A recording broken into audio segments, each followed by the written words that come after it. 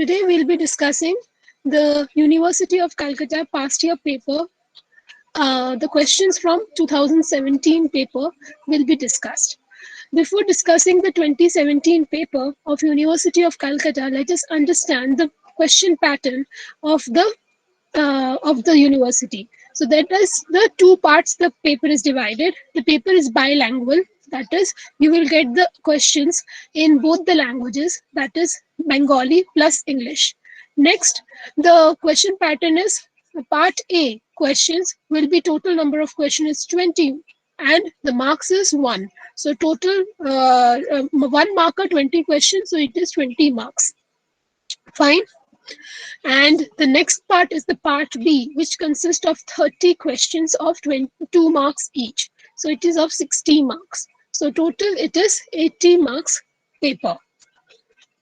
And this is the 2017 paper of University of Calcutta, which we are discussing. So now let's go and see how the paper look like.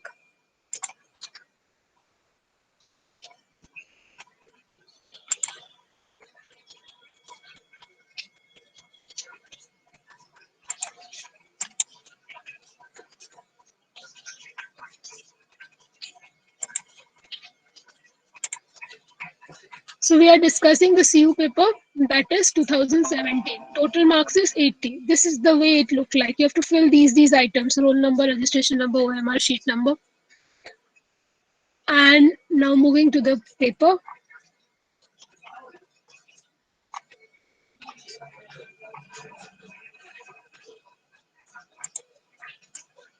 See, it's bilingual. Now moving to the part group A of the paper. So the first question is, you can give your responses. So first question is, Dash has defined contract as. The statement is, every agreement and promise enforceable at law is a contract. Said by whom? A. William Anson, B. Salmon, C. Frederick Pollack, D. Rowan. So who has given this statement? Every agreement and promise enforceable at law is a contract. Yes, everyone are going with option number C. Fine. So they are correct. It is Frederick Pollack. Frederick Pollack has defined that every agreement and promise enforceable at law is a contract. Question 2. An agreement consists of reciprocal promises between at least how many parties? A4, B6, C3, D2.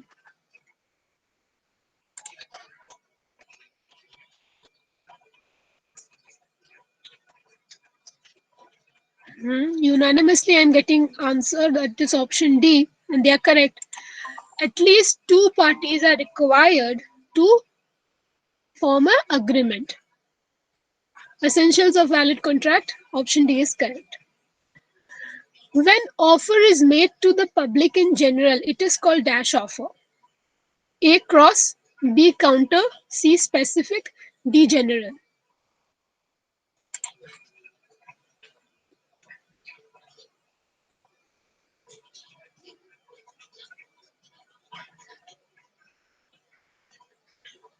So the correct answer for this question is, I'm getting option D from all. And option D is general offer. So general offer is an offer which is made to the public at large. Consideration may be classified into dash types. A2, B3, C4, D5.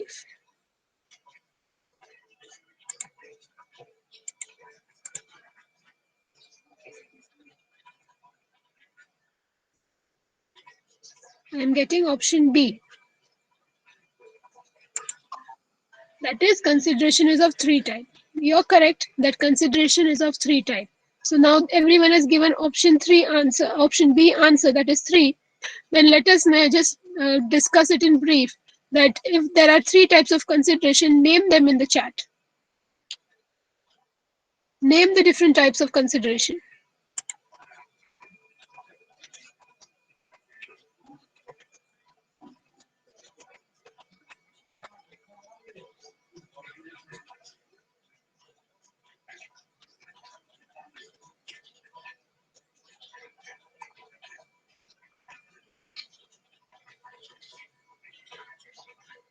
So name the different types of consideration in the chat. Let's hear from you.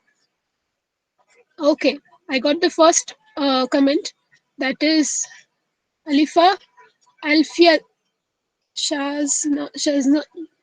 Okay, people are answering. Fine. Present, past, future consideration. Yes, there are three kinds of consideration. That is present consideration, past consideration, future consideration. Past consideration is always valid in case of Indian law. In English law, they don't recognize the past consideration.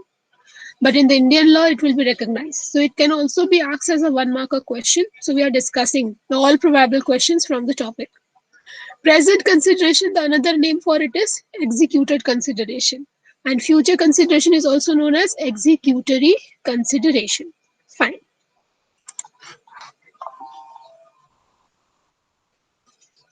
Section 13 of the Indian Contract Act defines the meaning of the term dash. So, which term is defined under Section 13? A. Consent. B. Free consent. C. Offer. D. Contract.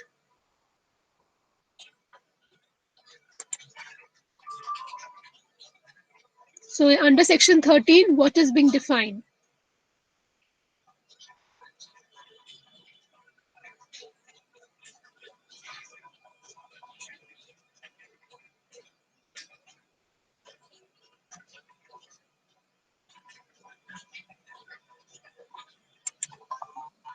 So, people have answered unanimously option A, that is consent. So, consent is defined under section 13 and free consent is defined under section 14. Fine. Now, let's discuss what is consent. Consent means, or it means that parties are at consent when they understand the same thing in the same way. That is consensus adedam, and it is the preliminary condition to enter into any kind of agreement or a contract. So consent is the most important thing, and consent is defined under section 13 of the ICA. Now we will understand. Just one question is left. An agreement whose object is to defraud others is dash. Agreement whose object is to defraud others is dash. A. Legal. B. Void. C. Valid. D. Voidable.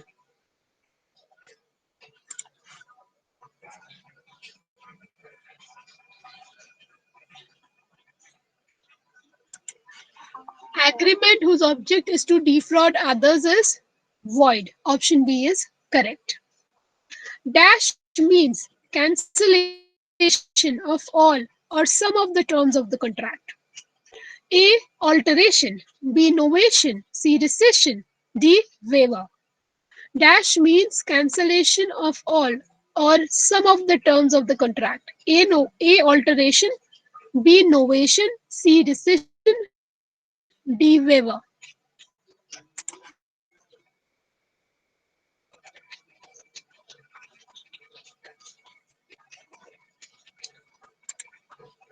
Now let's understand the different terms. Alteration. Before answering, let's understand these terms. Alteration means that any term, some of the terms of the contract or all the terms of the contract can be cancelled and can be amended. That is alteration. And here, in case of alteration, suppose there are total three parties, A, B, C, who have made an agreement, then these three parties will not change. Just the terms of the contract can change. That too with the consent or the mutual consent of all the parties. Coming to novation. Novation, in case of novation, the original contract is replaced or substituted by the new contract. And therefore, the original contract stands cancelled and it will not be enforced anymore. New contract, in case of here, in case of novation, the number of parties can also alter and also the terms of contract can also change. So both the things is possible. So suppose there were ABC three parties previously. Now the D party D or the person D can also enter or C may also leave. So in case of novation, the parties will also change and the terms of contract will also change. And the new contract thus formed shall be enforceable and will be applicable. And this contract should fulfill all the essential elements of a valid contract. Coming to rescission. Rescission or the term rescind means to cancel or revoke. Fine. So cancellation or revocation and the termination of the contract is done in case of rescission. So cancellation of the contract, all the terms will be cancelled, and also plus it will be terminated. The contract will stand cancelled and terminated. In case of rescission, waiver. Waiver is giving up of a term or a right. So now we can understand from the elimination of the elimination principle that B and D is eliminated, the choices. Confusion between A and C. So what should be the correct answer? The question is X dash means cancellation of all or some of the terms of the contract. So it is just speaking about the cancellation and not the termination. And here rescission is cancellation plus termination. So obviously we'll move on to the option A, that is alteration. So the correct answer is option A. Hopefully the explanation is perfect. No queries.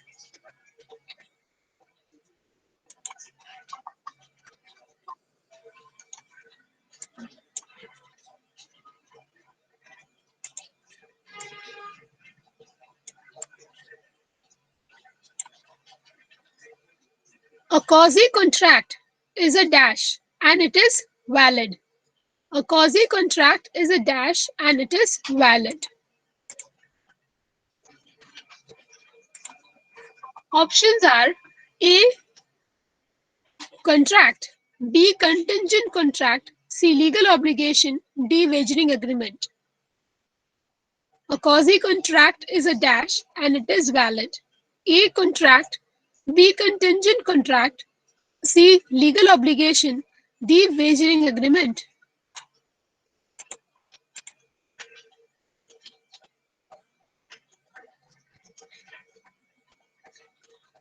So the correct answer for this question is option C. Quasi contract is a legal obligation and it is valid. It cannot be a contingent contract or a contract. So let's discuss in brief what is quasi contract. Quasi contract is a legal obligation. Court emphasizes or court will be giving that legal obligation. So it's a legal obligation enforceable in the court of law. Yes, and it is valid because the quasi contracts are recognized in the court of law. That's why it is valid. Now, what is a quasi contract? Quasi contract is a contract where the obligation is imposed by the court without any offer and acceptance. Suppose any party is enjoying an unjust enrichment at the cost or expense of the other party. The aggrieved party can go to the court and can plead for the relief. And obviously, the court will intervene, and this unjust enrichment will be stopped. Fine. So that is about quasi contract. Now moving to wagering agreement.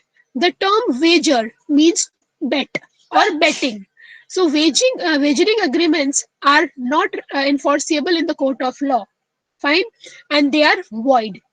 Wagering agreement means that we will take an example and understand that it is a betting kind of agreement. So if the other party is not fulfilling his obligation, then the aggrieved party cannot move to the court of law. That is wagering agreement. So suppose in a case of an IPL match, one person A has said that he will give 500 to B if the next ball will be the six, and B if and A if loses the bet, he will get the money from B. So if any of the party is not giving the money to each other after the agreement with respect to the agreement, then obviously it's not enforceable by in the court of law. So that is about wagering agreement. Moving to the next question, Sales of Goods Act 1930 relates to which kind of goods? A, immovable, B, movable, C, both, D, all goods except gold.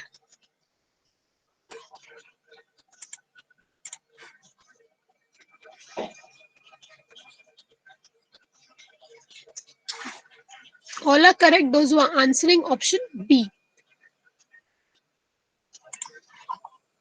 Movable goods.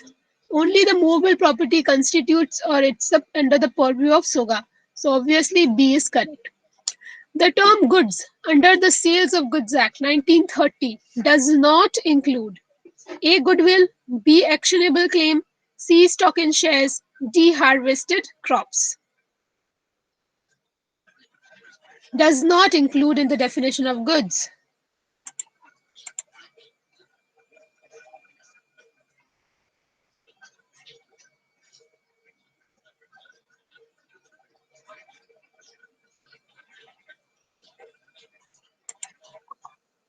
B. Actionable claim is not included in the definition of goods. Fine. So A, that is goodwill, stock and shares, harvested crops, both are everything are included except this one, that is actionable claim. Partnership in India is governed by which act? So you have to identify it, the correct act. A. Indian Partnership Act 1932, B. Companies Act 2013, C. Indian Partnership Act 1930, D. Indian Partnership Act 1956. Partnership is governed by which act?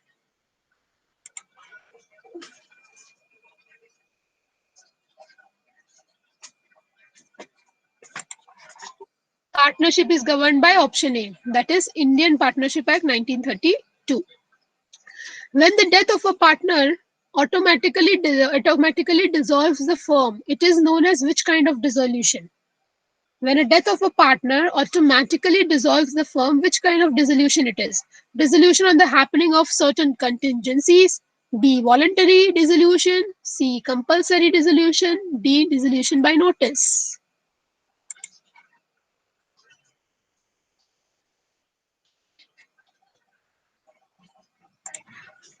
Option A is correct. That is dissolution on the happening of certain contingency, because obviously death is a contingent event.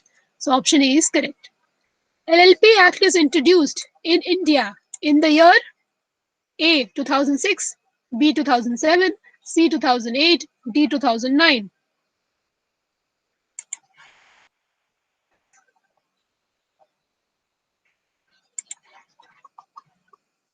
Introduced in India. I know that the query will be, or the confusion will be between these two choices, C and D.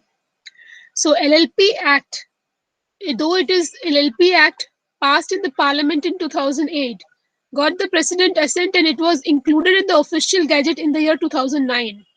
The enforcement, and obviously when the act is included in the official gazette, then only we'll be saying that it is introduced in India, right? So it will be 2009. The answer is option D. Every LLP shall have at least how many partners? A2, B3, C4, D5. At least how many partners in case of LLP?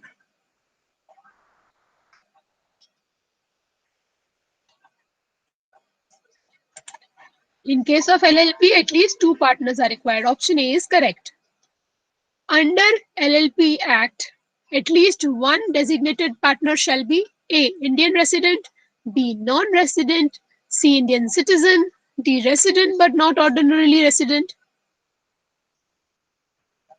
So in case of Indian LLP, at least one designated partner shall be A. Indian resident, B. Non-resident, C. Indian citizen, D. Resident but not ordinarily resident.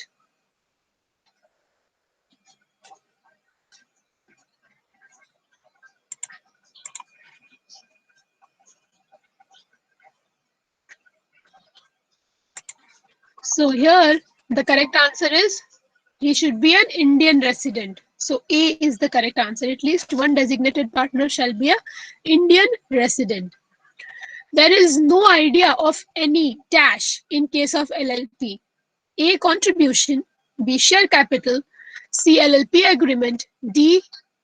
Designated partner. So you have to identify which thing is not associated with LLP. A. Consideration, B. Share capital, C. LLP agreement, D. Designated partner.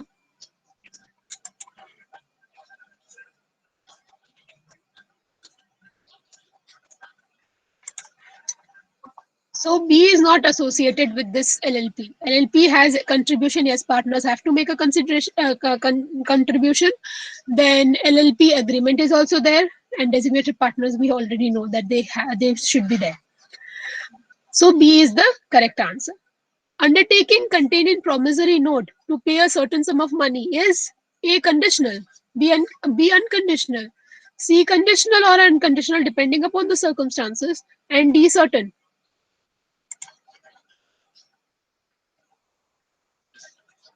Everyone are going with option B. So it is unconditional. Yes.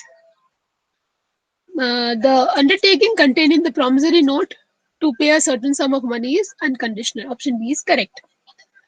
A bill payable after a fixed time or after date is known as A trade bill, B inland bill, C foreign bill, D time bill. Bill payable after date or after a fixed time, known as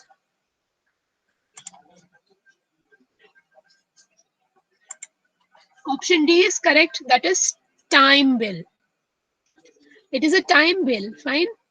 Members of the Central Consumer Protection Council shall not exceed dash A 200, B 300, C 500, D 150. Members of Central Consumer Protection Council shall not exceed how many? 200, 300, 500, 150.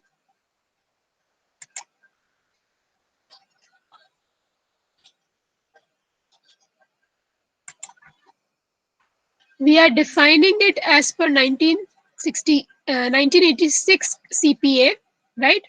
So it is, the correct answer is 150. It should not exceed 150 members. Option D is correct, not option A.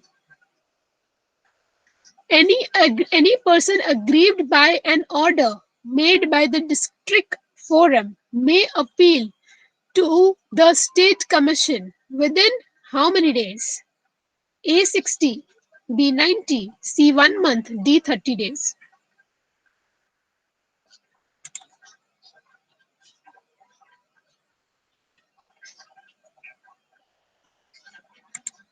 Now, obviously, the confusion may be with these two choices, 1 month or 30 days. The correct answer is 30 days. Option D. Whenever in the act it is specifically mentioned the days, then always go for the days. Obviously, 30 days or 1 month doesn't make any difference, but still we will move on to the option D. Fine.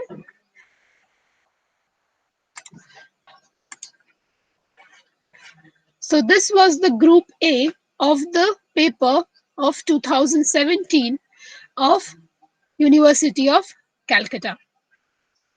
So that is all for today. Before closing the session, let's have the feedback from you all that how was the session, any improvements are required, then do let us know. So we'll rate the session on the rating scale of 5. 5 is the most beneficial session, 1 is the least beneficial session. So do let us know the feedback.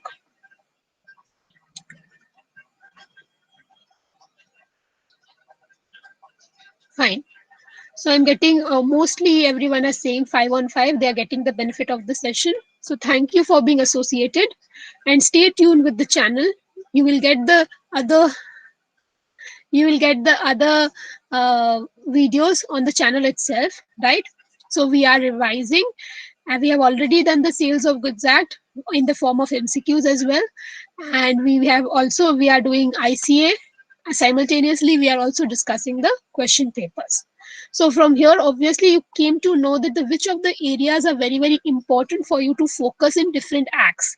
So let us discuss in brief before closing the session, which is really important. You may note down as well that in case of ICA, the questions focus of the examiner is on which topics? Consideration, very important topic. Types of offers, very important topic. Then the section numbers are important, not all, but consent and consent related things are important. So 13, 14 till 17 or 18, you should understand it properly. Section number is important for that. Essentials of valid contract, from there also the questions are asked. The next part is regarding the, I would say in case of ICA, the next part is regarding the uh,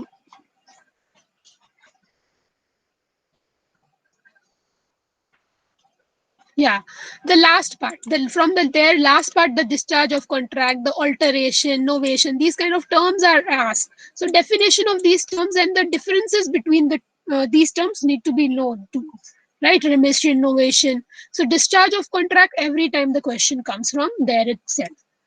So that's about the Indian Contract Act, the quasi contract, wagering agreement. So the definition and the conceptual knowledge is required because question can be made tricky from these areas. Now moving to the next act, that is the Sales of Goods Act. Under the Sales of Goods Act, I was from the beginning only I was emphasizing that the goods are very important, the types of goods are very important, things included in the goods, things excluded in the goods, they are very important. So you understood from the question paper only that these kind of questions are asked. So we understood that from Sales of Goods Act, the goods topics is very important, the types of goods are important. Now under the Partnership Act, the dissolution of the partnership, that topic is really important, the questions always come from that topic. Moving to the, and obviously the essentials of the partnership, that mutual agency and all, that kind of the beginning portion, the introduction portion is also important. Fine, so do more, give more emphasis on these topics. LLP Act. So LLP Act, yeah, these kind of questions can be asked, the year of enforcement and that kind of things can be asked. So understand that the act will be enforced on some other day, and the act will be passed in the parliament and assent will come, and that will be different date. So understand that.